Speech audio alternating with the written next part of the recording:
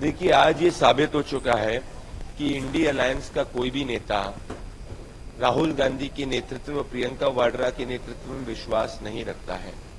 INDI alliance का पूरा नेता जो गठबंधन है वो ये समझता है कि राहुल गांधी एक पॉलिटिकल फेलियर है। ये सब के सब लोग इंडी अलायंस में जनता के लिए नहीं लड़ रहे, ना जनता के मुद्दे उठाने की बात कर रहे हैं।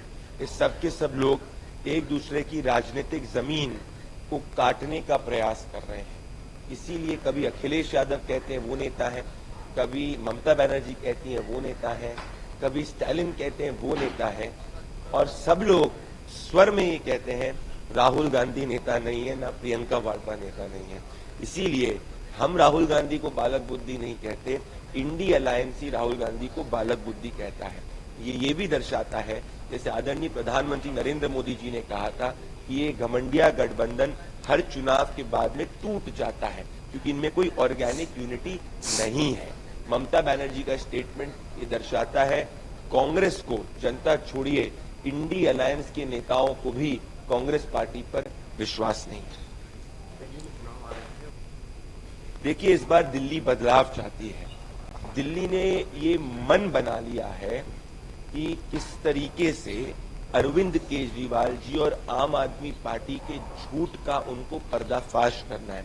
जिस झूठ में दिल्ली के जनता के पैसे से 40 करोड़ का शीश महल वो बनाते हैं।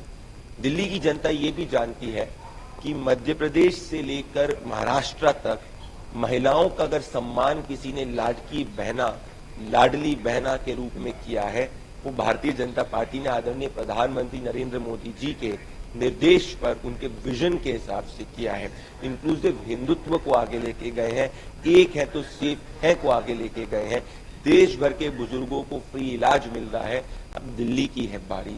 इसीलिए दिल्ली ने इस बार संकल्प बना लिया है कि वो भ्रष्ट आम आदमी पार्टी की सरकार को हटाकर भारतीय जनता पार्टी के रथ पर दिल्ली को मॉडल सिटी, विश्व की सबसे बेस्ट कैपिटल, सबसे विकसित capital prime minister Narendra Modi ji की लीडरशिप में बनाना चाहती है।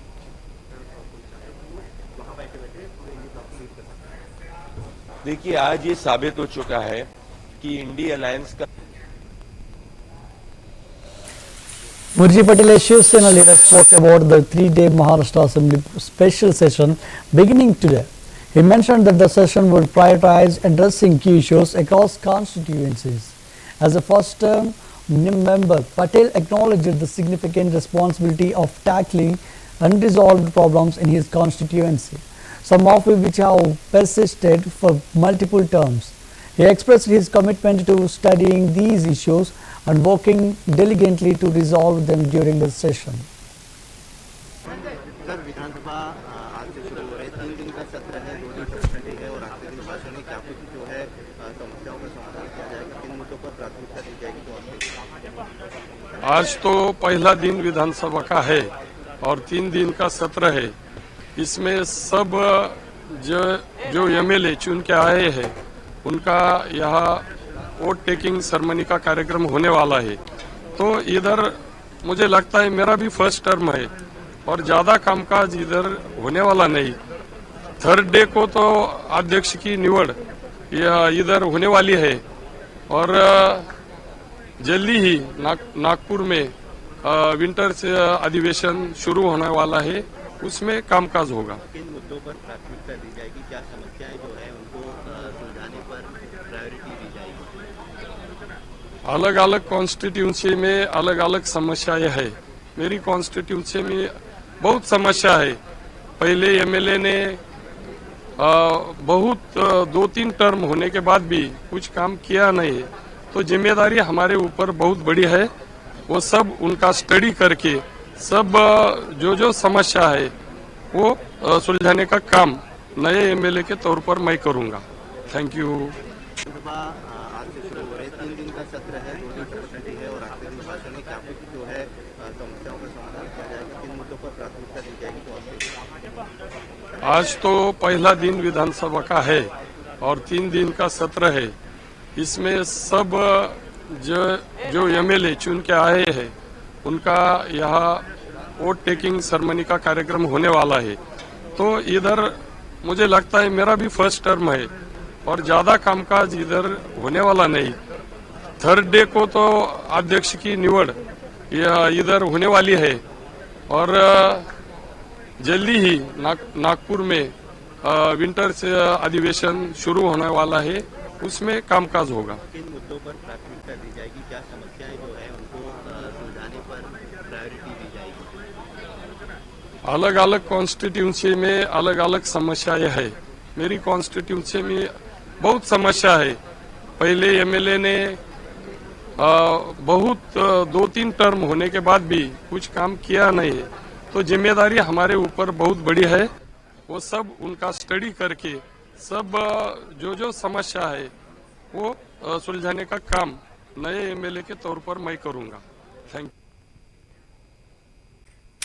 Rakesh Sinha of the Congress dismissed the knowledge of an alleged leaked letter and emphasized that decision making in coalition governments involves suggestions and discussions. He reaffirmed that the Congress commitment to fulfilling its promises and ensuring development for the state's people, responding to the Mamata Banerjee's comments on leadership within the India alliance. Sinha stated that the alliance leadership would be collectively decided by all constituent parties. He asserted that the Congress is leading the alliance with unity and dedication aimed to strengthen in it both state and national contexts.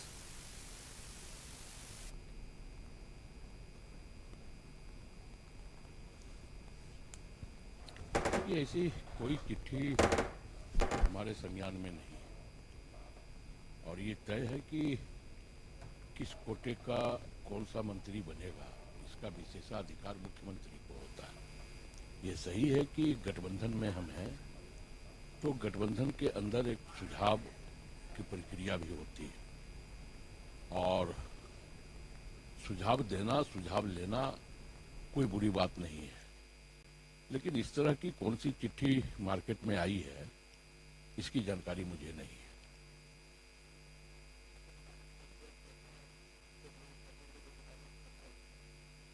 नहीं, तमाम लोग ऊर्जावान हैं, तमाम लोगों को हम शुभकामनाएं भी देते हैं और जो भी लोग मंत्री बने हैं वो राज्य के विकास में अपना योगदान देंगे। जो हमने गारंटियां दी है, जो हमने वादे किए हैं, जो जनता की समस्याएं हैं, उन तमाम चीजों का निराकरण करने का काम राज्य के तमाम मंत्री करेंगे, क्योंकि हमारी प्रतिबद्धता राज्य के अंतिम व्यक्ति तक है और हम उस राज्य के अंतिम व्यक्ति तक विकास की लौ पहुंचा करके अपनी प्रतिबद्धता को संजीदगी में बदलने का काम करेंगे।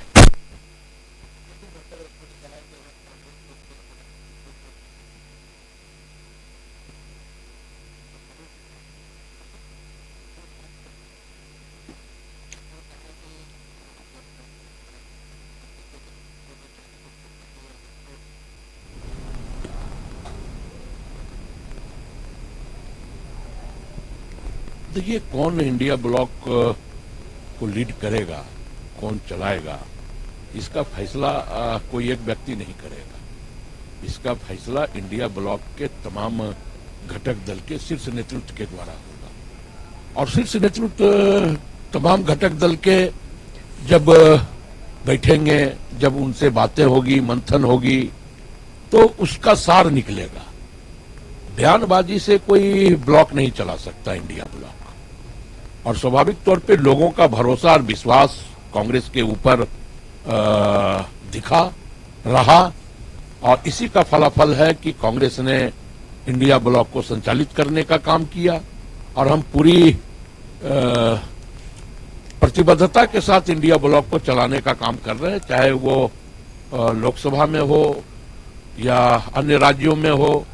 पूरी तरह मजबूती के साथ, चट्टानी एकता के साथ कांग्रेस इंडिया ब्लॉक को लेकर के आगे बढ़ रही है। अब किसी को अगर महत्वाकांक्षा है तो स्वाभाविक तौर पे महत्वाकांक्षा होना भी चाहिए, लेकिन इसका फैसला इंडिया ब्लॉक के तमाम जो हमारे घटक दल के लोग हैं वो करेंगे।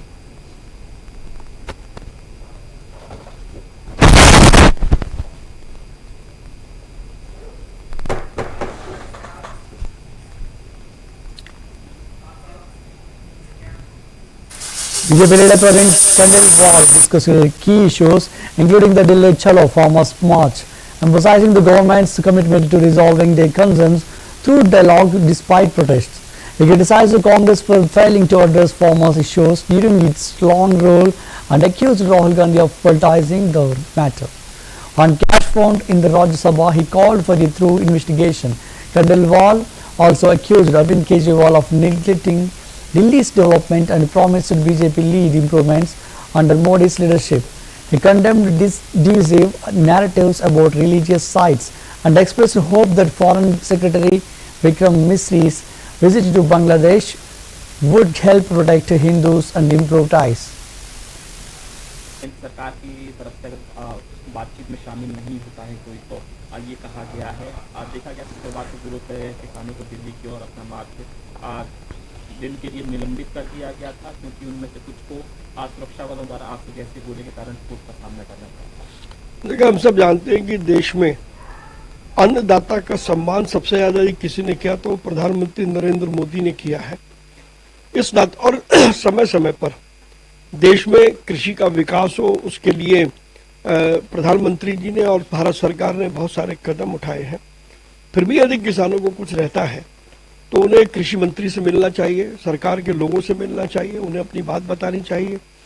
कल भी कृषि मंत्री जी ने संसद में इस बात को प्रतिबद्धित किया कि किसानों को उनकी एमएसपी पूरी दी जाएगी। तो सरकार पूरी तरीके से किसानों की बात समझती भी है और किसानों के लिए समय समय पर सरकार ने कदम उठाए भी हैं। तो मुझे लगता है कि किसानों को इस बारे में सीधी बात सरकार से करनी चाहिए। तंबू बॉर्डर पर उन्होंने कहा हमारे विरोध को दिल्ली आंदोलन जो कि दिल्ली आंदोलन 2 है उसको 299 दिन पूरे हो चुके हैं। कल ये 300वें दिन पूरा करेगा। खनौरी बॉर्डर पर 12वें दिन हड़ताल पूरी प्रवेश कर चुकी है। केंद्र सरकार किसानों से बातचीत करने के मूड में नहीं है, चाहे वह एनडीए की सरकार हो या इंडिया अलायंस। किसान किसी से भी कुछ नहीं है, लोग पंजाब सरकार से भी कुछ नहीं है। ये किसानों का अपना मत है, लेकिन मुझे लगता है कि बहुत काम नरेंद्र मोदी जी की सरकार ने किसानों के लिए किया है। तो इस नाते से किसानों को अगर कोई दिक्कत है तो सरकार से बात करें। किसानों के आंदोलन को लेकर पार्टी की ओर से भी बयान जारी किया गया। उन्होंने कहा किसान दिल्ली आकर अपनी मांगे सरकार के सामने रखना चाहते थे और अपनी पीड़ा व्यक्त करना चाहते थे। उन पर आंसू गैस के गोले फेंकना, उन्हें विभिन्न तरीकों से रोकने की कोशिश करना बहुत निंदनीय है। इसी तरीके से कांग्रेस पार्टी की ओर से प्रताप सिंह बाजवा का भी बयान है। देखिए, राहुल गांधी और इंडिया अलायंस के जितने भी लोग हैं वो कोई ना कोई रास्ता ढूंढते हैं जिससे वो केंद्र सरकार पर आरोप लगा सके। वास्तव में जहां उनकी सरकारें हैं या इतने लंबे समय तक जब कांग्रेस ने देश पे राज किया तो वो बताएगी उन्होंने किसानों के लिए क्या किया। अगर किसानों की वर्तमान स्थिति ठीक नहीं है तो उसकी सबसे बड़ी जिम्मेदारी किसी की है, तो वो कांग्रेस की है। लंबे समय तक कांग्रेस ने राज किया और राहुल गांधी घड़ियाली आंसू बहा करके हमदर्दी प्राप्त करने की कोशिश कर रहे हैं और उनकी ये मंशा कभी भी सफल नहीं होगी। कांग्रेस का बयान आया, उन्होंने कहा राज्यसभा में अपनी सीट पर पाए गए नगद नोटों के बंडल के बाद उन्होंने कहा कि जांच की मांग की और इसे सुरक्षा में चूक बताते हुए सांसद ने कहा कि यह जांच की जानी चाहिए कि यह पैसा वहां पर कैसे पहुंचा। इस विषय पर कल संसद में काफी चर्चा हुई है और सभी लोग इस बात को लेकर के चिंतित हैं कि इस प्रकार का पैसा किस तरीके से अभिषेक मनु सिंघवी लेकर के आया या उनकी सीट पर रखा गया। तो निश्चित रूप से संज्ञान इसका लिया गया है और इसमें जो भी संबंधित व्यवस्था है वो अपना काम करेगी। उन्होंने इच्छा व्यक्त की है इंडिया अलायंस। हम तो बार बार कह रहे थे कि ये जो अलायंस है ये कोई नेचुरल अलायंस नहीं है, ये अवसरवादिता का अलायंस है और अब वो बात एकदम सामने दिखाई दे रही है। वास्तव में इस अलायंस का कोई वजूद ही नहीं है, ये अपनी सुविधाओं के लिए बनाया गया था जो धीरे धीरे टूटता दिखाई दे रहा है। मुख्यमंत्री लगातार कह रहे हैं 1000 रुपये महीना केजरीवाल। आम आदमी पार्टी भी दिल्ली के लोगों से वादा कर रही है, लेकिन वित्त विभाग ने इसमें बाधा बताया है कि बजट ये बाधा तक कराया है और इसमें रोक लगाने की भी बात की जा रही है। इसमें अड़चने आ सकती हैं। Congress leader Udit Raj expresses support for farmers during Chalo March, criticizing the government for blocking their entry into the capital and failing to address their concerns. He urged farmers to expand their movement by including Dalits and minorities to create a border platform against systematic injustice. Raj also questioned Mamata Banerjee's capability to lead the India alliance, citing TMC's limited success outside Bengal. On Ajit Pawar's clean sheet in the Benami property case, he accused the BJP of hypocrisy, alleging favoritism and misuse of resources. Regarding cash recovered in Parliament, Raj called for an investigation, suggesting that use was a diversionary tactic to reflect from critical governance failures. सलाम करता हूं। और जब लोकतंत्र खतरे में है तो न केवल अपनी मांगों को लेकर के संघर्ष कर रहे हैं, बल्कि लोकतंत्र जिंदा रखने के लिए इंस्पिरेशन है, एक आशा है कि भारत के दूसरे वर्ग के लोग जगें। मजदूर है, कमेरा है, छोटा व्यापारी है। छोटा व्यापारी इस वक्त देश में सबसे ज़्यादा प्रभावित है। छोटी छोटी इंडस्ट्रीज हैं, सब बंद होती जा रही हैं, मछली। और उनकी जो मांगे हैं बिल्कुल जायज़ हैं। प्रधानमंत्री जी ने उनकी मांगों को कबूला था। और प्रधानमंत्री के स्तर का आदमी इतना झूठ बोल सके, पलट सके बात को, ऐसे में किसान मजबूर हैं, क्या करें। और उन्हें शंभू बॉर्डर पर रोका गया है, तो वार्तालाप करने के लिए क्या कराची जाएंगे वो, या वाशिंगटन जाएंगे? अपने देश की राजधानी में ही तो आएंगे वो। अपने देश की राजधानी तक आने से रोका जा रहा है, यह भी अपने आप में अलोकतांत्रिक है। तो देश की सरकार दिल्ली में है, तो दिल्ली में अपनी बात को सुनाना चाहते हैं, और दिल्ली से ही उनका समस्या का समाधान है। तो मैं उनके पक्ष में हूँ और उनकी मांगों का समर्थन करता हूँ। सर 99 दिन हो चुके हैं, 300 दिन पूरे होने वाले हैं। किसान नाराजगी भी जाहिर कर रहे हैं, चाहे वो एनडीए गवर्नमेंट हो या इंडिया गठबंधन हो, उनसे भी खुश नहीं है, पंजाब सरकार से भी खुश नहीं है। उनका साफ कहना है कि इन सरकार जो है वो मूड में ही नहीं है किसानों से बातचीत करने के लिए। कल राहुल जी ने भी किसानों को रोके जाने पर कंडेम किया, कहा कि किसानों को होने दिया जाए। देखिए, किसानों को अपना दायरा बढ़ाना चाहिए। पंजाब की सरकार जब बनी उसी दिन से धरना प्रदर्शन चालू हो गया है। इतना ज्यादा निराश जनता मैंने कहीं नहीं देखा कि सरकार बने और दूसरे दिन ही वहां की जनता भी सड़कों पर बैठ जाए। किसान अभी एक ही तबका है, तो अगर वो वोट करता भी है तो इनको फर्क नहीं पड़ता है। उनको दलितों को जोड़ना चाहिए। इस देश में अल्पसंख्यक हैं, उनके साथ में अन्याय हो रहा है। ऐसी बातों को भी उठा करके एक बड़ा मंच तैयार करना चाहिए। जो पहले करते थे उस रणनीति में परिवर्तन करना चाहिए। इंडिया ब्लॉक को रन कर सकते हैं, क्योंकि उन्होंने इच्छा जाहिर की है, नहीं हो पा रहा था, उन्होंने हम बंगाल से रन करते हैं। जब टीएमसी की जीत हुई तो टीएमसी ने पूरे देश में अपना नेटवर्क तैयार करना शुरू किया। हरियाणा में भी, उत्तर प्रदेश में, बंगाल और वहाँ गोवा में भी, हर जगह हाथ पांव मारा। टीएमसी कहाँ तक सफल हुई इसी से समझ सकते हैं। जो अपनी पार्टी बंगाल के बाहर नहीं ले जा सकी, वो देश तक स्तर पर क्या लड़ेंगे, क्या नेतृत्व करेंगे। पहले एक और राज्य में जाकर के विस्तार तो कर सके। सर महाराष्ट्र के डिप्टी सीएम है अजीत पवार, उनको क्लीन चिट मिली है बेनामी संपत्ति मामले में। पहले भी आप लोग इस मामले को बीजेपी, उनके परिवार को भी मिली है, उनको भी कर मुक्त तो उसको घोषित कर दिया गया। इससे बड़ा कोई झूठ हो सकता है, भ्रष्टाचार हो सकता है। जिस पर प्रधानमंत्री जी ने आरोप लगाया 70,000 करोड़ का जेल भेजने का वादा किया। आज वो सारी जांचें बंद हो गई हैं और जो है संपत्ति कर मुक्त कर दी गई है। इस देश में देरी देर है, अंधेरी अंधेर है। सर, मोदी सरकार ने महिलाओं को 1,000 रुपए देने की बात की है हर महीने। आपको लगता है अब तो इस देश में राजनीति इसी दिशा में चल पड़ी है। जो सरकारें सत्ता में है, चुनाव नजदीक आता है, वो बजटीय घाटा या जो पैसा एम्प्लॉयमेंट में लगना चाहिए, परमानेंट एम्प्लॉयमेंट, इंफ्रास्ट्रक्चर में लगना चाहिए, विकास में लगना चाहिए, वो सारा पैसा झोंक देते हैं चुनाव जीतने। अब इसका कोई हल निकलता दिख नहीं रहा। सभी दल कर रहे हैं, बीजेपी कर रही है, आम आदमी पार्टी भी कर रही है।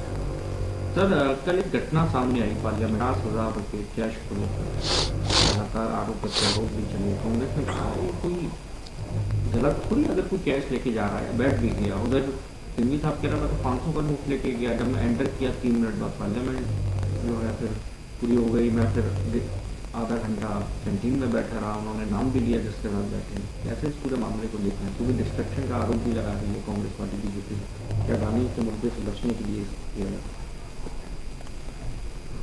तो अभिषेक मनु सिंघवी जी ने खुद ही अपना पक्ष रख दिया है और डिमांड कर दिया है कि मैं तो 500 रुपए का नोट ही लेके आया था, फिर ये पैसा आया कहाँ? अब धनखड़ जी ने